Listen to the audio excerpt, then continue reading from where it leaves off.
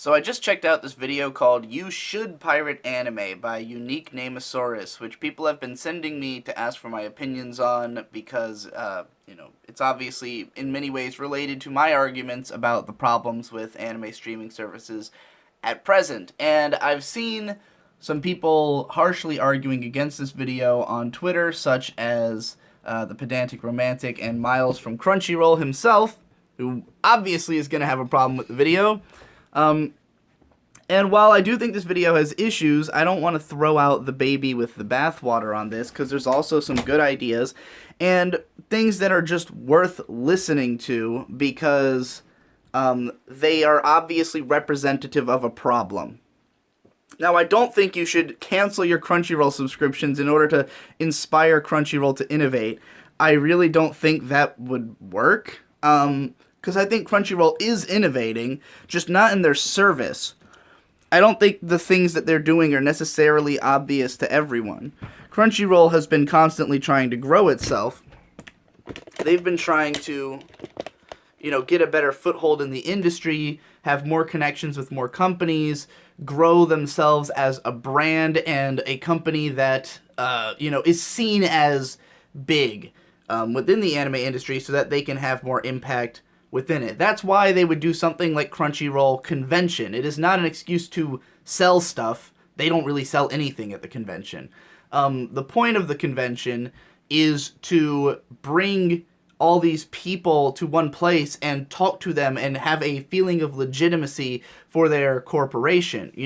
Tons of Japanese producers and people who work in the industry are at this place, as well as tons of YouTubers and people who Crunchyroll wants to work with as sponsors.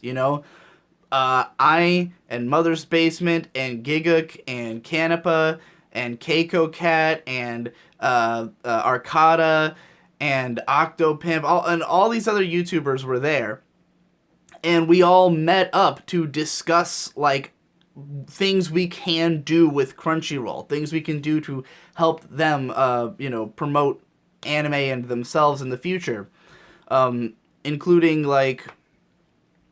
potential ideas for things. Nothing really that would help the service of Crunchyroll, but my point being that's why they're making a convention. That's why they're expanding in the way that they are. It's not for no reason. But is what they're doing good for the consumer? Is what they're trying to do actually going to help the consumer, especially in the short term? Maybe not. And I think Unique Namosaurus makes some really great points about ways that the service could be improved. Because I think the biggest problem with streaming services is, like he said, they are not offering enough. They are not giving you things that illegal sites can't also give you. Right now I'm on a big kick of watching 70s and 80s anime movies. That's what I want to watch right now. And Crunchyroll does not provide me 70s and 80s anime movies that I want to watch. Kiss Anime does, and the ads, as he put it, they're not that intrusive.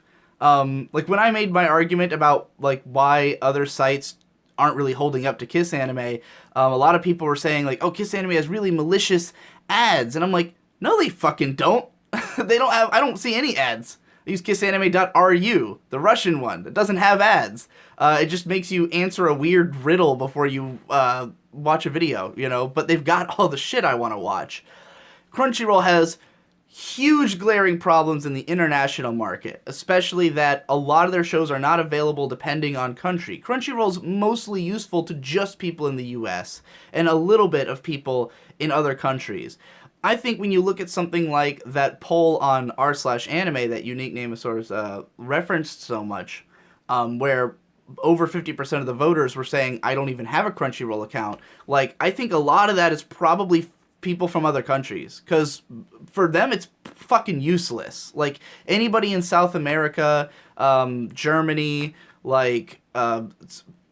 some other European countries that just don't get shit on Crunchyroll because they don't have the licenses for those countries, and it basically means that you get a tenth, if that, of the stuff that people are getting in the US. Huge fucking problem, and when there's that kind of inequality amongst different users around the world, then it it not only are those users who are a part of the community as much as anybody else not going to use the service, but it's, they're going to complain about it and inspire others to not want to use the service, like it's definitely a huge deal. I would say that's one of the biggest problems with Crunchyroll is just the lack of being able to get the anime worldwide distributed as opposed to just in a few select countries. And in addition to not having, all the shows you want to watch and not having, not having access to them in enough countries, yeah, it's not really offering anything that streaming sites can't do better. Like, I have a huge problem with, for instance, the fact that Crunchyroll doesn't subtitle opening and ending themes ever. And sometimes those are important. Sometimes they are actually contributing to the plot. I complained about this in the Finish or Fail video I did, where I talked about the short series Piase. And in that show, the ending theme, every episode is different, and each one is a recipe for the food that they made in that episode of the show, which is a really cool gimmick and something that I would have liked to be able to actually jot down these recipes. It's a cooking show. This is the kind of interaction you're supposed to have with it, but I don't know what the recipes are because they're all in Japanese, and, it would have been nice to have subtitles for that. A fan subber would have put subtitles there. And so that's a show where I'm going to look at Crunchyroll's service, what they've given me, and say, this wasn't a good enough version of the show. Let me go hunt down, a fan sub of this. Which in that case, it's such a small show, and I didn't care that much about it, that I did not, in fact, go do that.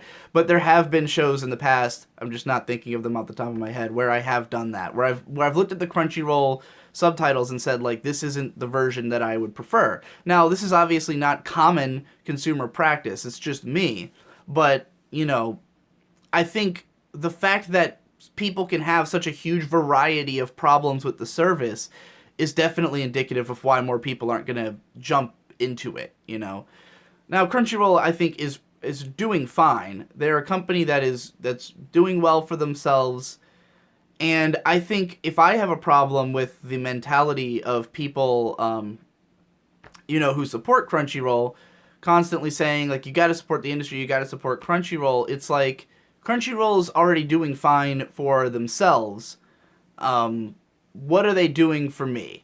That's what I think is ultimately what Unique Name Source is trying to get to in this video. It's like, yes, Crunchyroll is doing fine at having, steady growth in their corporation and being the biggest streaming service, but this constant guilt tripping that people who don't have a Crunchyroll subscription get, it's like, well, if they're not providing me what I want, why am I subscribing to them? Like, why, out of some strange sense of guilt and supporting the industry, which you can do through a lot of different avenues, and which you're not doing that much by being a Crunchyroll subscriber, like, this moral guilt thing should never come into the equation. That should not be a part of it. It should be, you pay for Crunchyroll because they have a product you want. In my case, they do. I am fucking lazy. I would like to spend as little time looking for my anime as possible. So if I can find it on Crunchyroll, that's really convenient.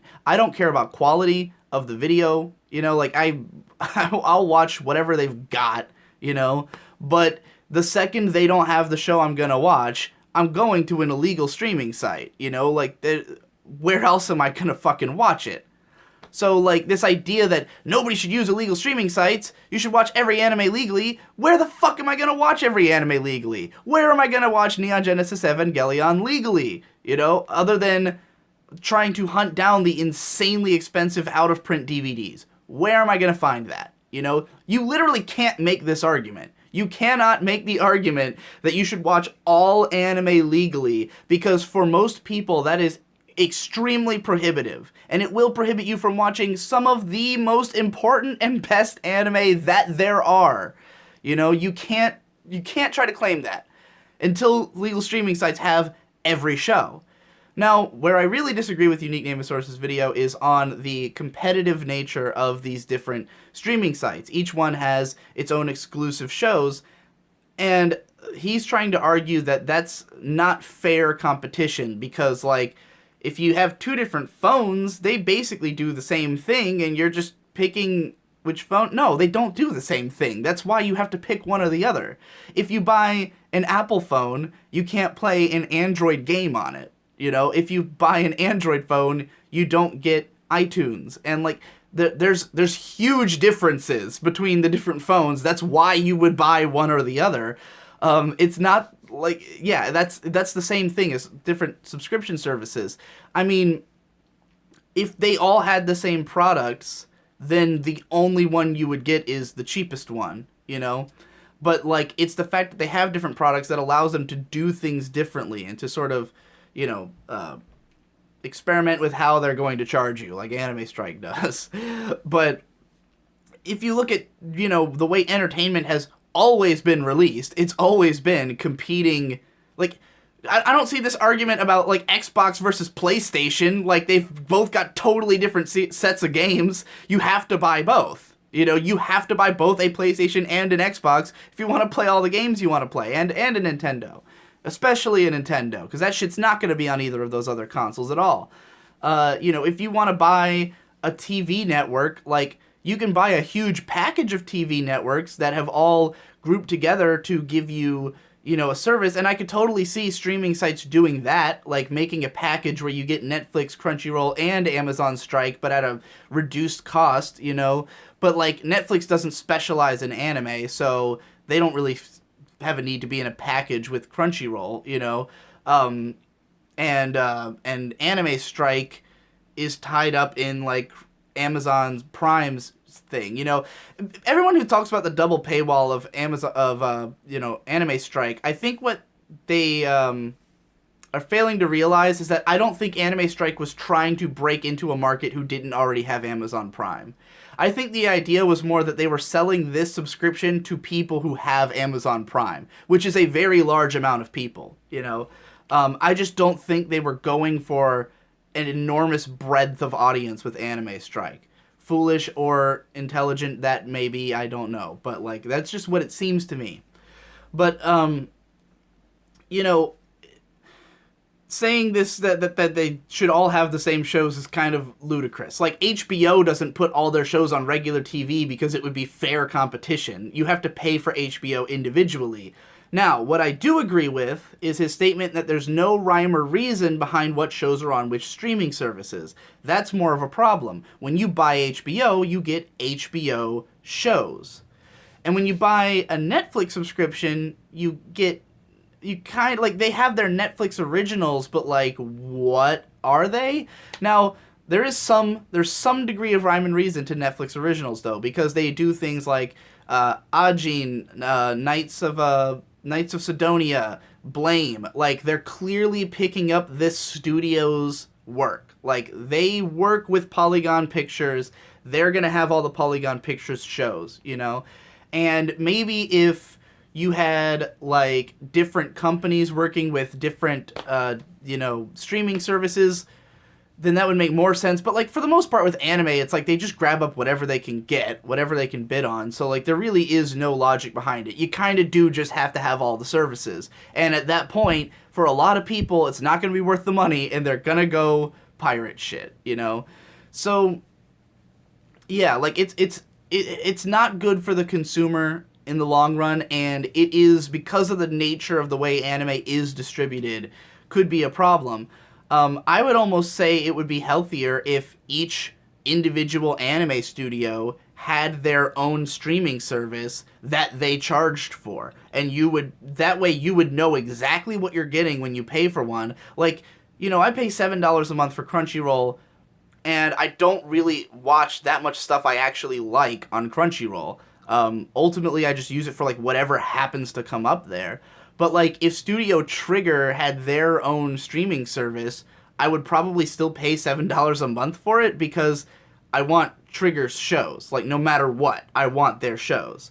But, and they wouldn't even they would not need nearly as many people to subscribe to that service because, like, it's just one studio making the money from it. It's not like they need... it's not like they're getting just a portion of the funds that are going to everybody and stuff like that. It's just you are paying $7 a month to this studio for a streaming service of their shows, which, maybe you activate through a Patreon. Maybe you pay $7 a month to Studio Trigger's Patreon, and then they've got unlisted YouTube uploads of their videos in the back room, like what happens when you sign up for my Patreon, for instance. So, yeah, like, I just think that there are ways to fix this issue, like that so many people don't want to do legal streaming.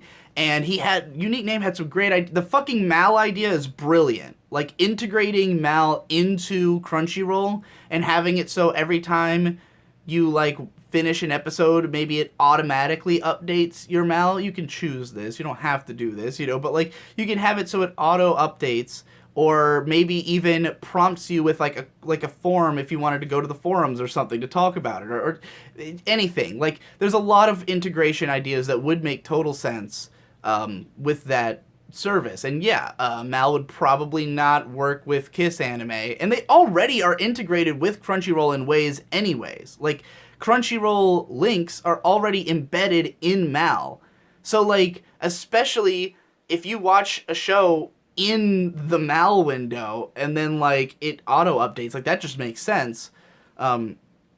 I don't think this would be, like, a massive game changer, but it would definitely be a neat little feature, especially for people who are heavy users of my anime list.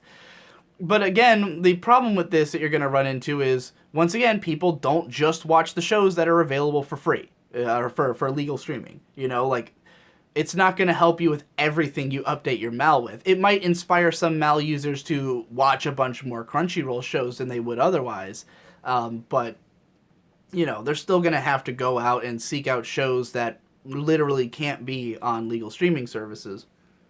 What was his other fucking idea? He had another interesting idea of what to do. Let me look at it real quick. While I'm looking that up, let me bring up another thing that bothers me about Crunchyroll that they could fix in a big way, and it would be really interesting.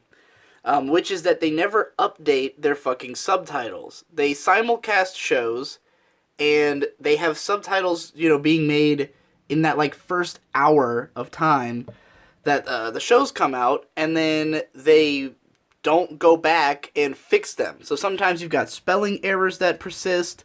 Sometimes you've got where they changed the name, the way they translate a name of a character across episodes, and it's still in there.